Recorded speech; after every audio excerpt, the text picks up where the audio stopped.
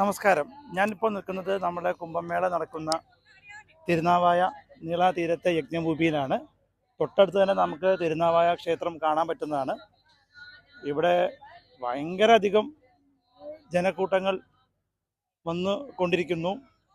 കാരണം 200 വർഷത്തിൽ ശേഷമാണ് ഇവിടെ ഒരു കുംഭമേള നടക്കുന്നത്. അപ്പോൾ അതിൻ്റെ ഓരോ കാഴ്ചകൾ കാണിച്ചാണ് ഞങ്ങൾ ഇപ്പോൾ വന്നിരിക്കുന്നത്.